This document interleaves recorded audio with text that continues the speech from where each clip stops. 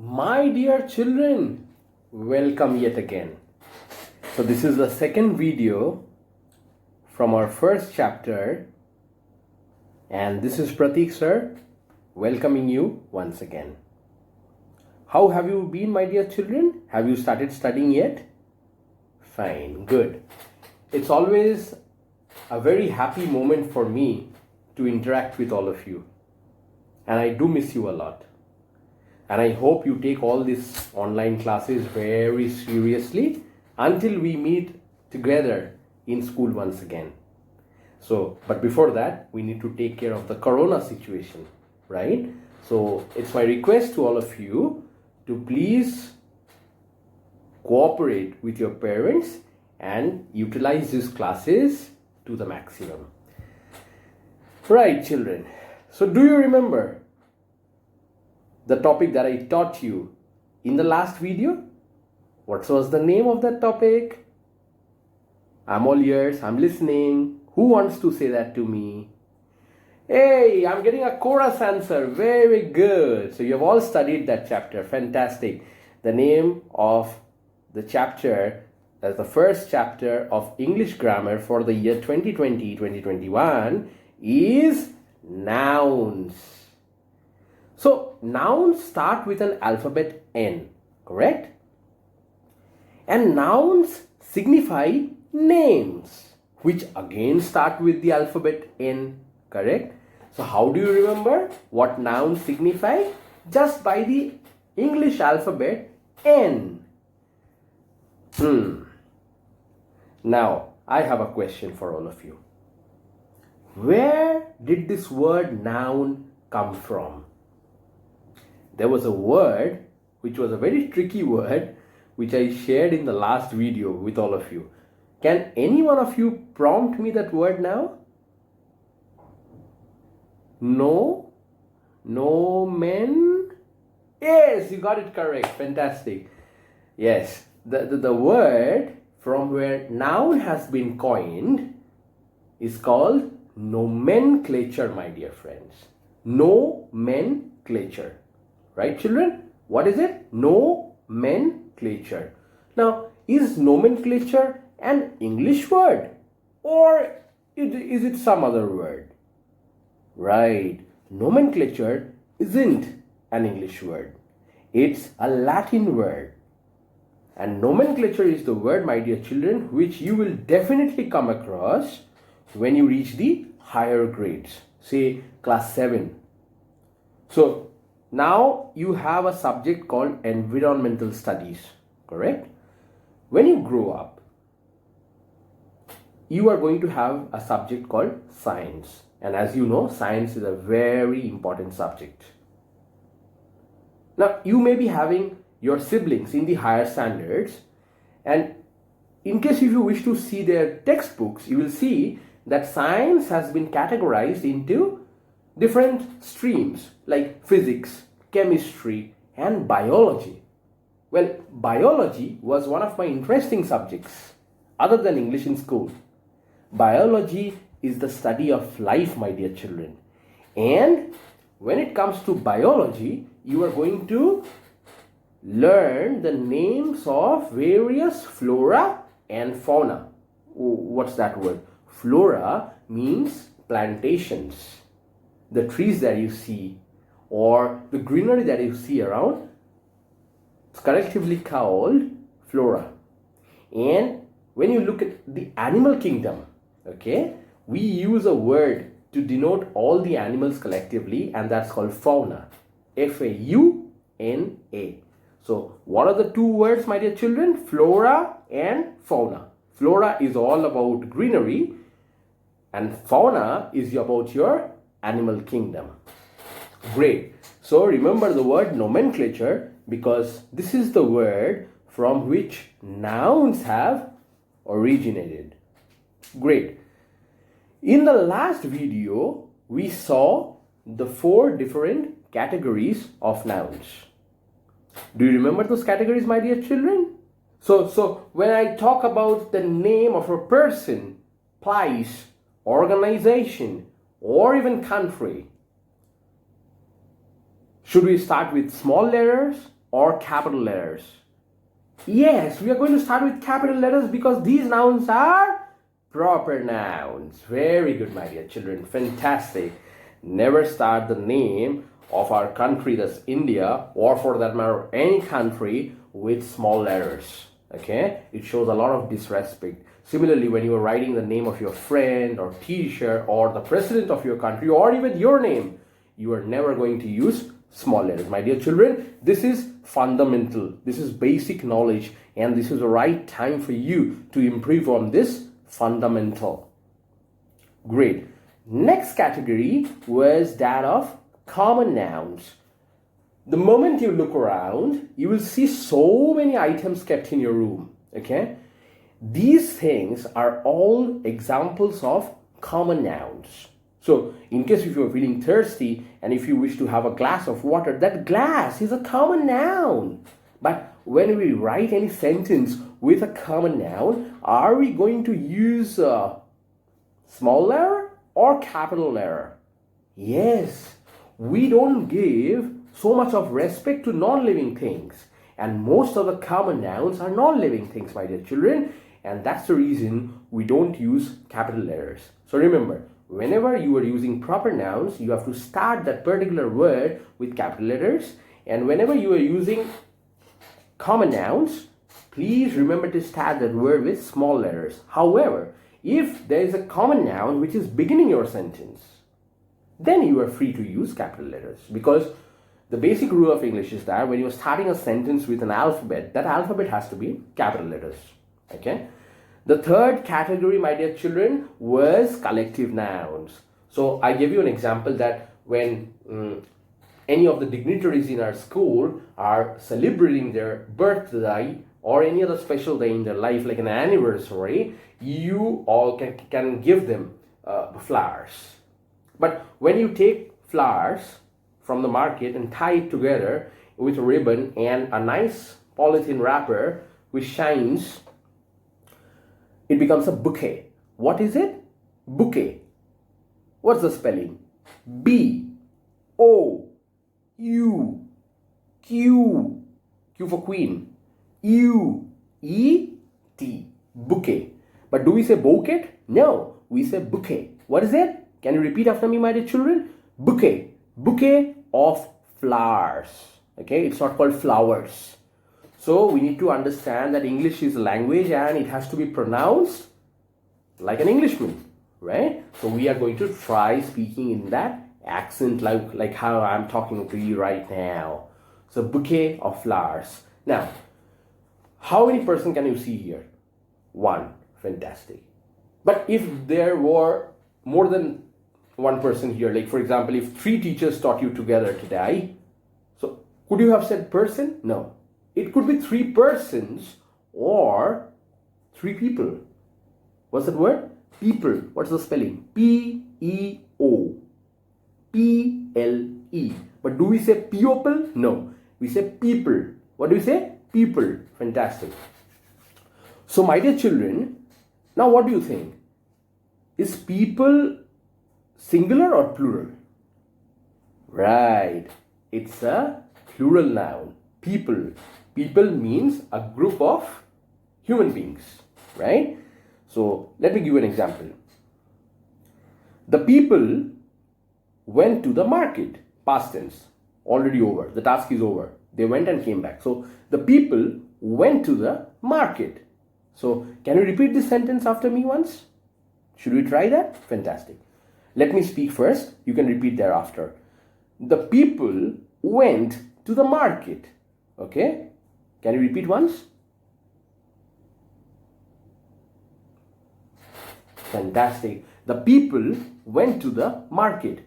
So, whenever you use the word people, please remember that the be verb after people, that is an R. So, you cannot write is. You cannot write the people is having a discussion. No.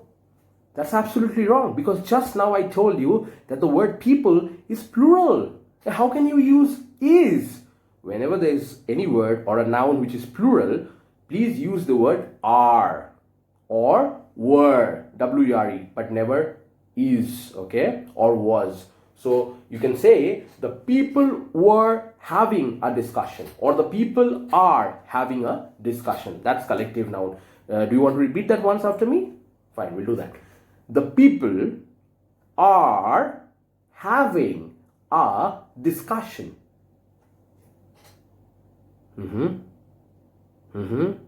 Yes, very good. The people are having a discussion. Fantastic, dear children. So now you know about collective nouns. And the final category that we had in the last video was that of abstract nouns. So children, I told you that abstract nouns are those nouns which you cannot hold on to, right? I can't hold on to an abstract noun. Why? Because it's abstract. And abstract means something which we cannot hold. But can we see and feel it? Yes, of course. But can we hold it? No. So give me an example. Yes. Say for example, when somebody hurt me, okay? And when I'm sad, that sadness is an abstract noun. Can you hold that sadness, my dear children? No. But can you feel that when you're sad? Yes, you can. Similarly, we have got happiness and all the other emotions of human lives. Yes, those are all abstract nouns, my dear children. And you know, when you have an idea, for example, now we are having classes online because we cannot start classes in the school because of corona attack. So what's this? This is a new idea where our classes won't stop, my dear children, right? Even if we cannot talk to each other face to face, are our classes stopping? No.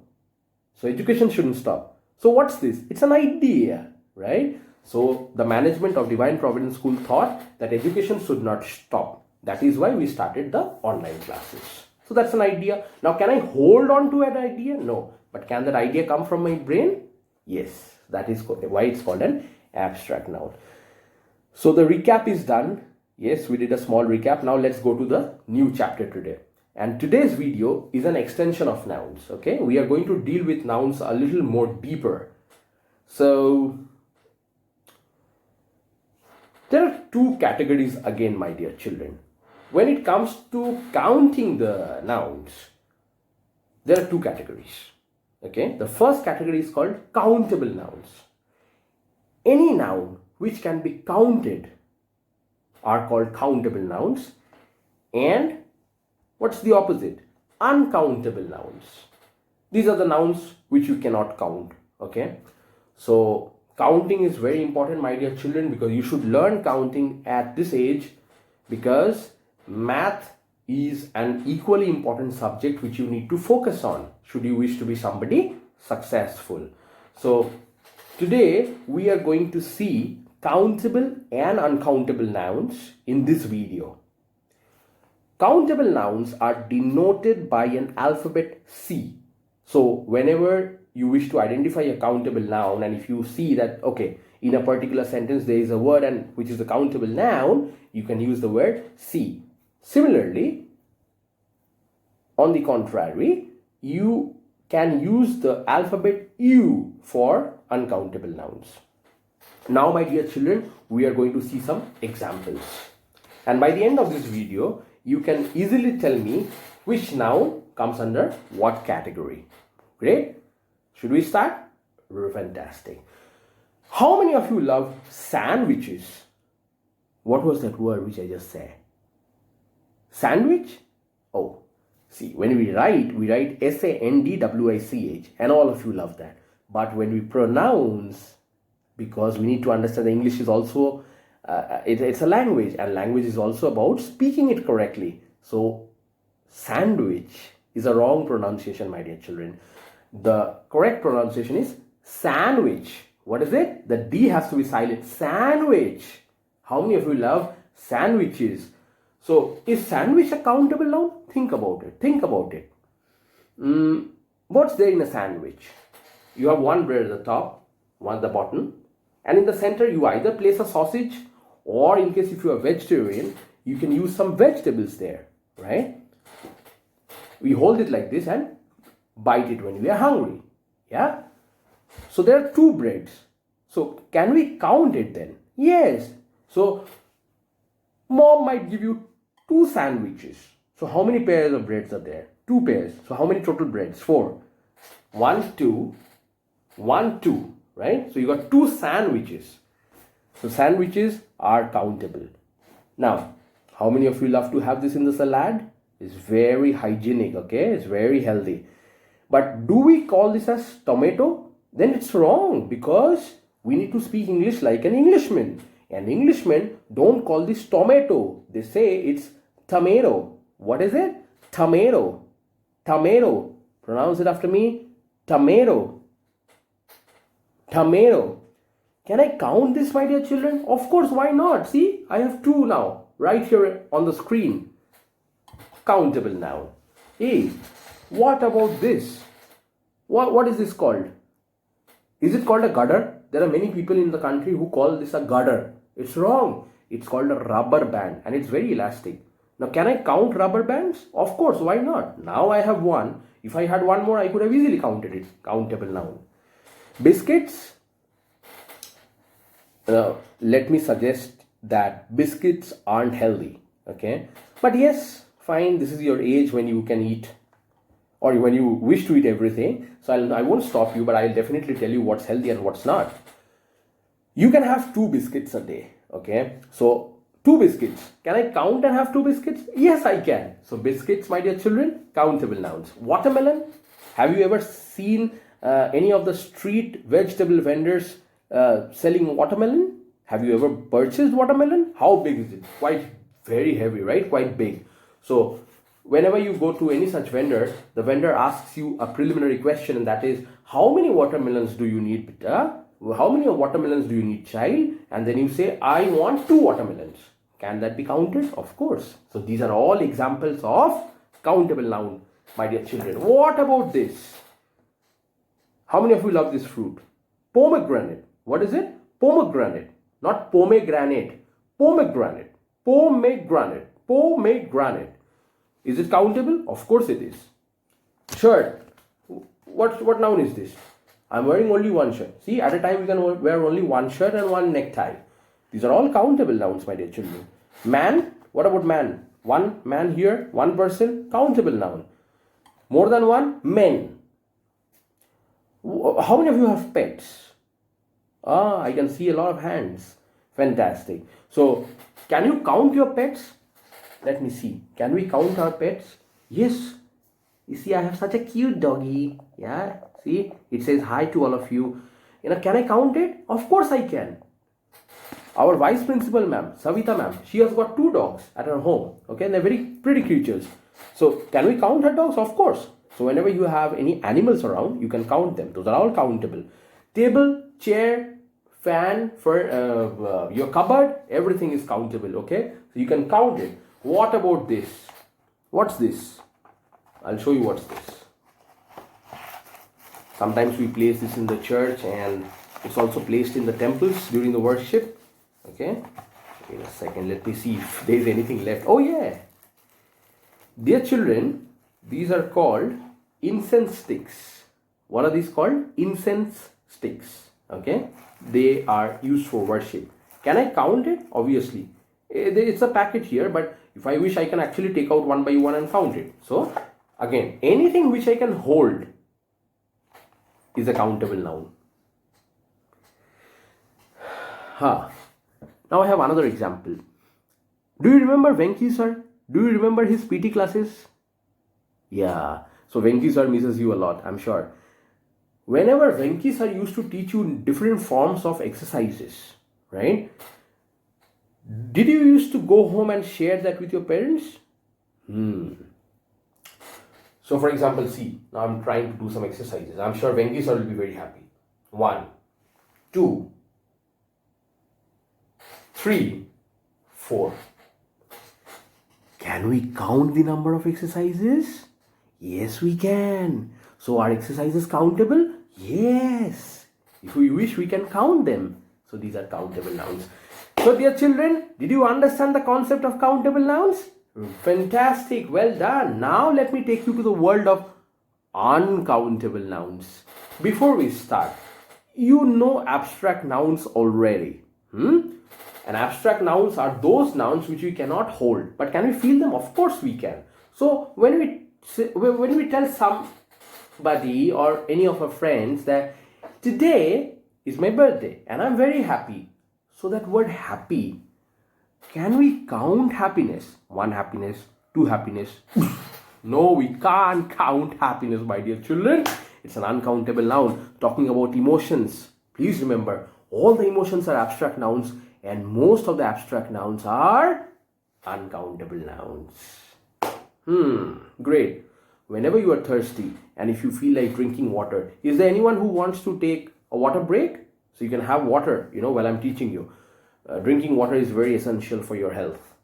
So water, what noun is it? Can we drink a single drop of water and then have it? 2 water, 3 water. No, we don't do that, right? So absurd. Water is an example of uncountable noun. How many of you love to have this on your bread? English breakfast? How many of you love to have this? What's this? It's a jar of mayonnaise, my dear children. Mayonnaise, yeah? Now, when I talk about, say for example, let me give you a sentence. Let me see if the concept is clear with you. In the breakfast, I prefer having bread with mayonnaise. In the breakfast, I prefer having bread with mayonnaise. Okay? What noun is this? Mayonnaise. What noun? What noun? What noun? Let me show you.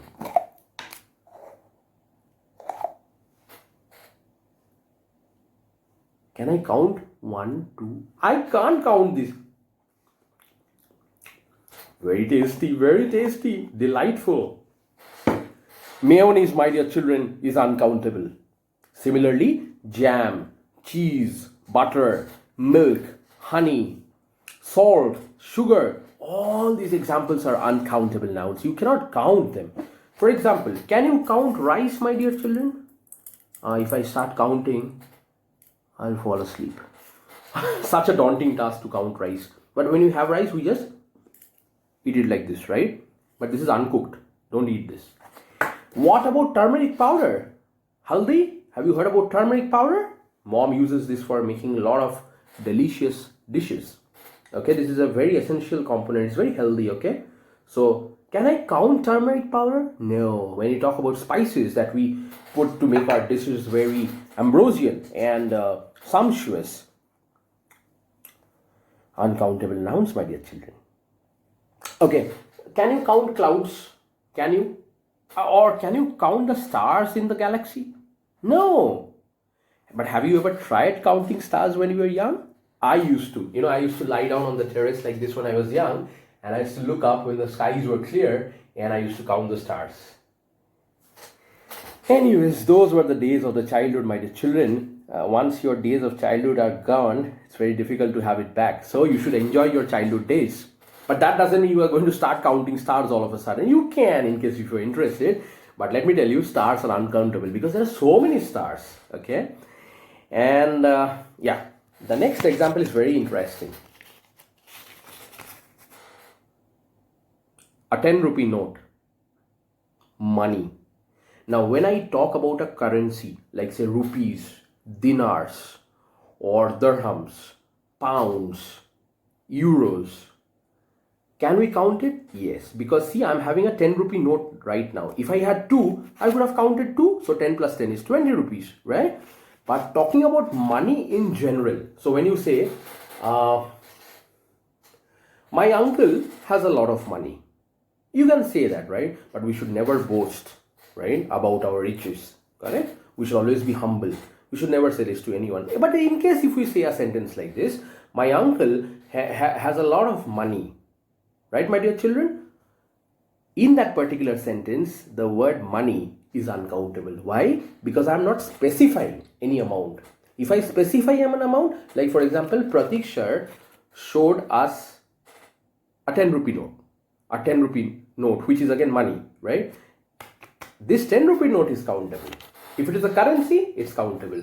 But if it is money in totality, as a whole, it's uncountable, my dear children. And when Vibin sir takes music classes, what noun do you think is music? Exercises or physical training, okay, exercises could be countable nouns, but do you think music can be counted? Huh? Can music be counted? No. So Vibin sir's music classes, they're very interesting, right? Symphony everywhere. So those classes, especially when you are talking about music, my dear children, music is uncountable. So I hope you enjoyed today's session. It was an extensive session to clear your concepts about countable and uncountable nouns. So now we have seen the classification based on two structures. So we have proper nouns, common nouns, collective noun and abstract nouns. And then we have got we have got countable and uncountable nouns also. I hope you enjoyed the video. Now you have got two videos on one particular lesson. So I'll request all of you to spend some time watching these videos, and whenever you watch these videos, please take down some notes. At the end of this video, my dear children, I am going to share a worksheet with all of you where you will see some sentences, and in each of the sentences there will be a word which will be underlined. You need to read the sentence, watch the word very closely, and write countable or uncountable next to that sentence. Fair enough, children? Did you understand the exercise? Did you understand the homework? Can you tell me once again? So, where do we need to write the word countable and uncountable? Next to the sentences. So, we are going to have some sentences. What are sentences, my dear children? Easy. Those are words placed next to one another so that they give us a meaning. In those sentences, there will be how many words? One word. Will that word be underlined? Yes, of course. What are we supposed to do based on that word? You need to tell Pratik sir whether those words are uncountable or countable. Now, where are you going to communicate? After writing in a neat white sheet with your name and class, you can take a screenshot from your parents' mobile phone and send that photograph to the WhatsApp group which has been created exclusively for your class, or you can attach it in the email and send it as an email. Once I get your responses, I am going to validate and get back to you. Right, friends? So, before we end today's class, can I ask you a question? Okay. I hope you are using this. Please use this, okay? It kills corona. Sanitizer. I want to give you a sentence. Let me see if you can identify whether it's countable or uncountable. And there will be one word in the sentence which will be very important. I'll tell you the word. The sentence is, Pratik sir has a bottle of sanitizer. Tell me, dear children, I have underlined the word bottle here. Is it a countable or uncountable noun? Bottle. Bottle, not the sanitizer. I'm talking about the bottle. Countable noun. Fantastic, dear children. Hats off. So you've got the concept. And now when I go a little deep and when I pour sanitizer, can I count the sanitizer now? No. So only option left is to rub my hands and keep myself safe. Sanitizer is uncountable noun, but bottle of sanitizer, bottle is countable noun. With that, my dear children, we are done. I wish you all the best with your online classes. In case if you have any queries or confusion, you are free to communicate with us in the WhatsApp group or in the comment section underneath this video. Until then, Pratik sir bidding goodbye. God bless you.